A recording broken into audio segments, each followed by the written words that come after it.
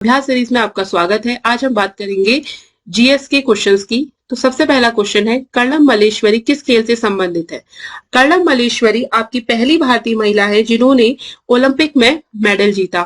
ये भारोत्तोलन खेल से संबंधित है। दूसरा क्वेश्चन है, विश्व पर्यावरण दिवस कब मनाया जाता है? ऑप्शंस है 11 जुलाई, 5 जून, 5 सितंबर या 12 अक्टूबर को। तो विश्व पर्यावरण दिवस मनाया जाता है 5 जून को और ये दिवस 1973 ईस्वी से मनाया जा रहा है। विश्व पर्यावरण दिवस 2022 की थीम थी ओनली वन अर्थ। अगला क्वेश्चन है, कुषाणों का सबसे प्रसिद्ध राजा कौन था? कुषाणों का सबसे प्रसिद्ध राजा था कनिष्क। कुषाण वंश की स्थापना भारत में कुजूल कैटफिशेस ने करी। कनिष्क ने शक संवत भी चलाया। इन्होंने शक संवत 78 एडी में चलाया, 78 ईस्वी में। अगला क्वेश्चन है, विमुद्रीकरण क्या है? और इसके ऑप्शंस हैं, नोटों के मूल्य में वृद्धि करना, पुराने नोटों का चलन बंद कर देना, या नोटों का मूल्य कम कर देना, या नए नोट छापना। तो विमुद्रीकरण का अर्थ है पुराने नोटों का चलन बंद कर देना। जैसे कि मोदी सरकार ने 8 नवंबर 2020 को 500 और 1000 के नोट, जो पुराने नोट थे, वो बंद कर दिए थे और उसके बाद उन्होंने नए नोट जारी करे।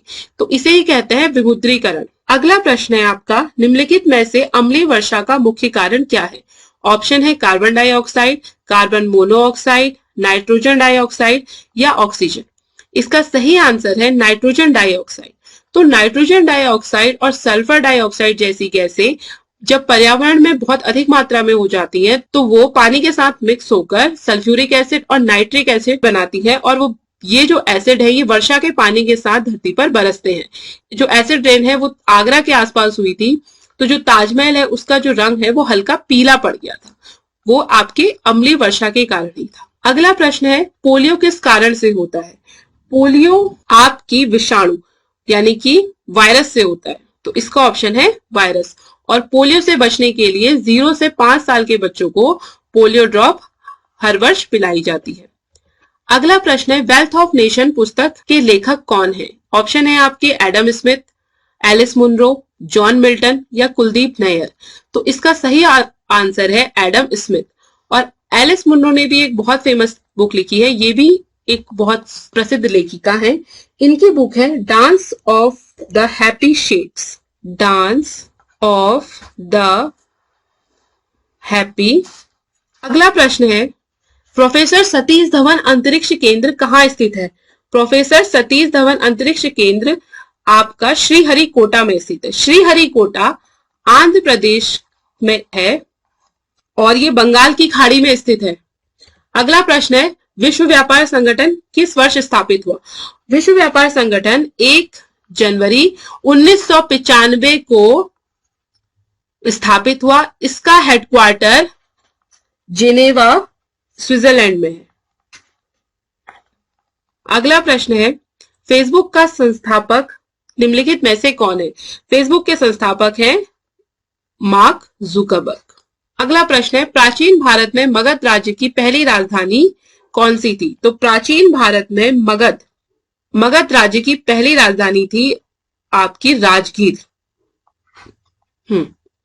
ये जो मगध है, मगध राज्य में कई सारे वंशों ने राज्य किया। इसमें से 2 वंश बड़े इंपॉर्टेंट है, एक है आपका नंद वंश और दूसरा है आपका मौर्य वंश। मौर्य वंश की स्थापना चंद्रगुप्त मौर्य ने करी थी। चंद्रगुप्त मौर्य ने नंद वंश के आखिरी राजा धनानंद को मारकर मगध पे मौर्य वंश की स्थापना करी। अगला प्रश्न है आपका, फाहियान नामक चीनी यात्री किसके शासनकाल में भारत आया? तो फाहियान नामक जो चीनी यात्री है वो आपके चंद्रगुप्त द्वितीय विक्रमादित्य के शासनकाल में भारत आए। चंद्रगुप्त द्वितीय विक्रमादित्य गुप्त साम्राज्य से संबंधित है। गुप्त साम्राज्य की स्थापना श्रीगुप्त ने करी और गुप्त साम्राज्य के वास्तविक संस्थापक थे चंद्रगुप्त प्रथम। अगला प्रश्न है, भारतीय नेपोलियन किसे कहा जाता है? ऑप्शन है चंद्रगुप्त मौर्य, चंद्रगुप्त विक्रमादित्य, समुद्रगुप्त या हर्षवर्धन। तो भारतीय नेपोलियन कहा जाता है समुद्रगुप्त को। समुद्रगुप्त भी गुप्त साम्राज्य से संबंधित है और समुद्रगुप्त को भारतीय नेपोलियन विसेंट स्मिथ ने कहा था। अगला प्रश्न है, तराइन के द्वितीय युद्ध 1192 ईस्वी में किसने किसको पराजित किया? ऑप्शन है, महमूद गजनवी ने पृथ्वीराज चौहान को, पृथ्वीराज चौहान ने मोहम्मद गौरी को, पृथ्वीराज ने महमूद गजनवी को, या मोहम्मद गौरी ने पृथ्वीराज को। तो तराइन के 2 युद्ध हुए हैं। पहला हुआ है 1191 ईस्वी में और दूसरा हुआ 1192 ईस्वी में। जो 1191 और 92 के युद्ध है वो पृथ्वीराज चौहान मोहम्मद गौरी के बीच में, दोनों ही युद्ध। पहले युद्ध में पृथ्वीराज चौहान की विजय हुई और दूसरे युद्ध में मोहम्मद गौरी की विजय हुई। तो पूछा गया है तराइन के द्वितीय युद्ध में किसने किसको पराजित किया? तो मोहम्मद गौरी ने पृथ्वीराज चौहान को पराजित किया। तो ऑप्शन डी सही है। अगला प्रश्न है, विजयनगर का वर्तमान नाम क्या है अथवा विजयनगर साम्राज्य के अवशेष कहाँ मिलते हैं? तो विजयनगर साम्राज्य का वर्तमान नाम है हम्पी। विजयनगर साम्राज्य की स्थापना 2 भाई हरिहर व बुक्का ने 1336 ईस्वी में की थी और विजयनगर साम्राज्य में 4 वंश हुए। इन 4 वंशों के नाम है संगम वंश, सालू वंश, तुलु वंश और अराविडु वंश। अराविडु वंश। अगला प्रश्न है, शिवाजी के मंत्रिमंडल में प्रधानमंत्री कहलाता था पेशवा, मंत्री, सामंत या सचिव? शिवाजी का जो मंत्रिमंडल था उसमें अष्टप्रधान थे। उसमें अष्टप्रधान थे। इन अष्टप्रधानों में 8 व्यक्ति थे।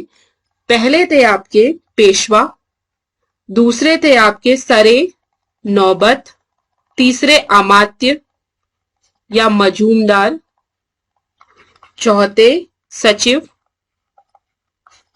पांचवे सुमंत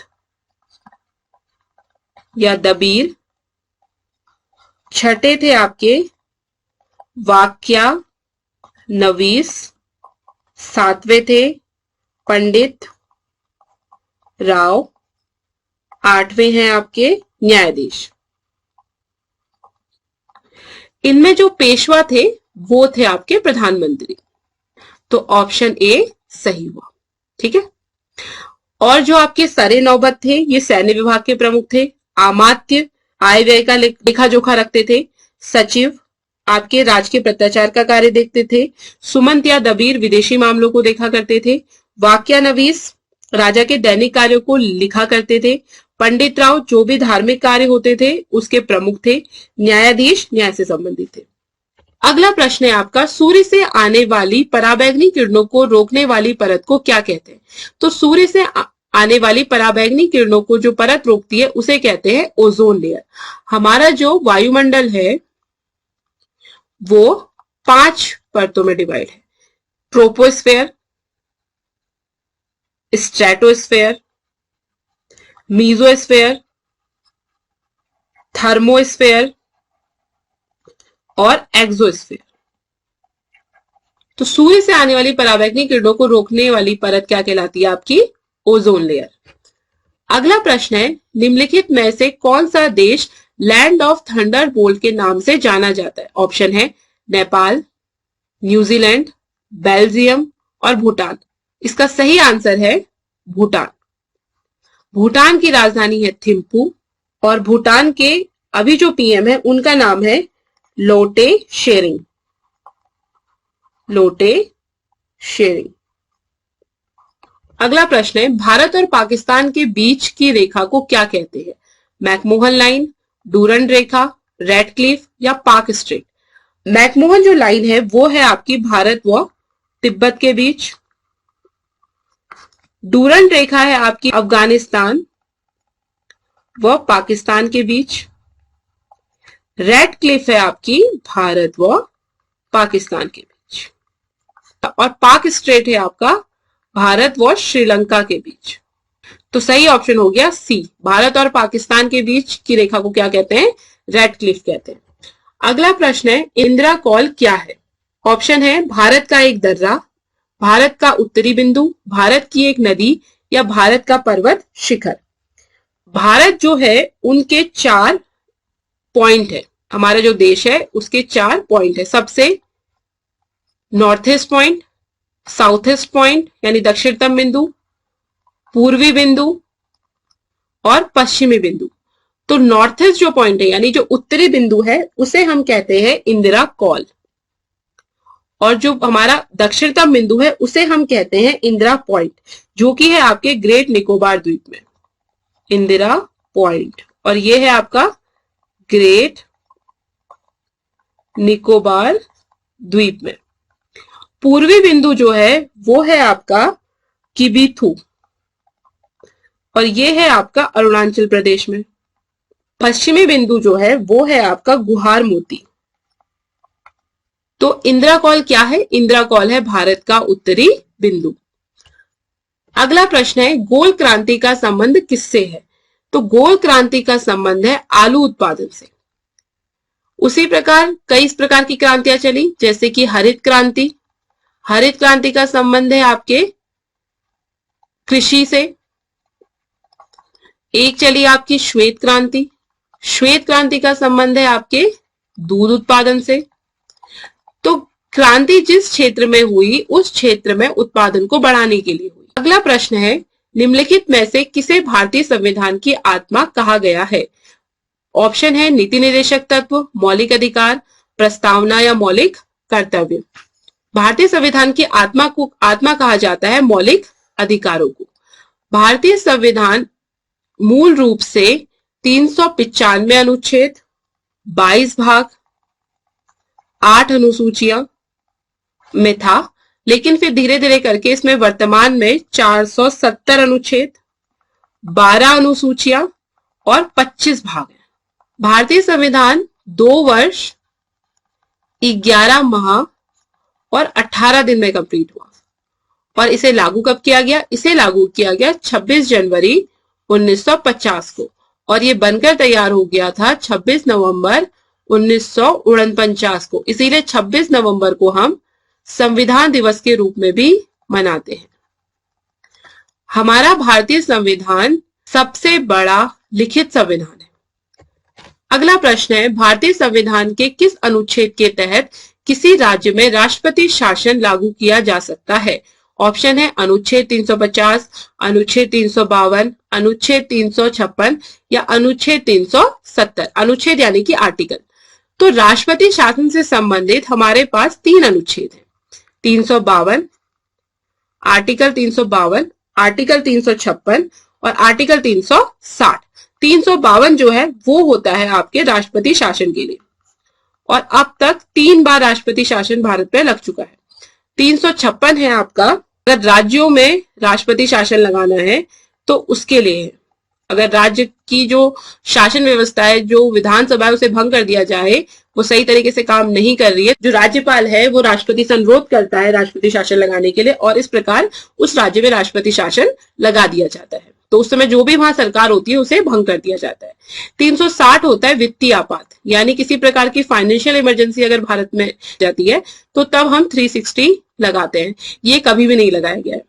इसका सही ऑप्शन क्या होगा? अनुच्छेद 356। अगर किसी राज्य में राष्ट्रपति शासन लगाना है तो वो अनुच्छेद 356 के तहत लगाएंगे। तो ऑप्शन सी आपका क्या है? करेक्ट है। अगला प्रश्न है लोकसभा में किसी विधेयक को धन विधेयक के रूप में कौन निश्चित करता है? राष्ट्रपति, वित्त मंत्री, प्रधानमंत्री या लोकसभा अध्यक्ष? इसका सही ऑप्शन है लोकसभा अध्यक्ष। तो कोई भी विधेयक धन विधेयक है या नहीं ये लोकसभा अध्यक्ष बताएंगे। लोकसभा हमारा निम्न सदन है और इसमें मैक्सिमम 552 सदस्य हो सकते हैं। 550 सदस्य चयनित होते हैं और 2 सदस्य मनोनीत होते हैं। ये जो मनोनीत सदस्य हैं ये होंगे आपके एंग्लो इंडियन समुदाय से। और लोकसभा आपके आर्टिकल 81 में आता है। अगला प्रश्न है पंचायती राज अधिनियम 1992 किस संविधान संशोधन द्वारा लागू किया गया? 70वें, 73वें, 75वें या 76वें? तो पंचायती राज अधिनियम 73वें संविधान संशोधन के द्वारा लागू किया गया। ये तत्कालीन प्रधानमंत्री जवाहरलाल नेहरू द्वारा राजस्थान के नागौर जिले से 2 अक्टूबर 1959 को लागू किया गया। अगला प्रश्न है, राज्य सरकार का कानूनी सलाहकार निम्नलिखित में से कौन होता है? ऑप्शन है महाधिवक्ता, महान्यायवादी, सॉलिसिटर जनरल या नियंत्रक एवं महालेखा परीक्षक। इसका सही आंसर है महाधिवक्ता। महाधिवक्ता के बारे में आर्टिकल 165 में दिया गया है। उत्तराखंड के करंट महाधिवक्ता हैं सूर्य नारायण बाबुलकर। अगला प्रश्न है, प्रकाश वर्ष मात्रक है समय का, प्रकाश चाल का, दूरी का, प्रकाश मितीय ऊर्जा का। तो प्रकाश वर्ष मात्रक है आपका दूरी का, दूरी नापी जाती है प्रकाश वर्ष में। अगला प्रश्न है, दूध की शुद्धता की माप किस उपकरण से की जाती है? ऑप्शन है बैरोमीटर, मैनोमीटर, लैक्टोमीटर या हाइड्रोमीटर। सही आंसर है लैक्टोमीटर। लैक्टोमीटर आर्किमिडीज प्रिंसिपल पर कार्य करता है। अगला प्रश्न है, मानव शरीर की सबसे बड़ी ग्रंथि कौन सी है? यकृत, अग्नाशय, वृक्क या थायराइड। तो मानव शरीर की सबसे बड़ी ग्रंथि है यकृत। यकृत को ही लीवर भी कहते हैं। मानव शरीर में कई सारी ग्रंथियां पाई जाती हैं, जैसे कि पिट्यूटरी ग्लैंड। पिट्यूटरी ग्लैंड यानी कि पीयूष ग्रंथि। पीयूष ग्रंथि से वृद्धि हार्मोन स्रावित होता है, ग्रोथ हार्मोन कहते हैं जिसे। और अग्नाशय से आपका इंसुलिन हार्मोन स्रावित होता है। थायराइड से आपका थायरोक्सिन हार्मोन स्रावित होता है। अग्नाशय को ही इंग्लिश में पैनक्रियास भी कहा जाता है, उससे इंसुलिन नामक हार्मोन स्रावित है। यकृत यानी कि लीवर से बाइल जूस का सिक्रीशन होता है। अगला प्रश्न है, मलेरिया का कारक है। मलेरिया का कारक है आपका प्लाज्मोडियम। मलेरिया एक संक्रमित बीमारी है और ये मादा एनाफिलिज नामक मच्छर के काटने से होती है। Thanks for watching and keep learning.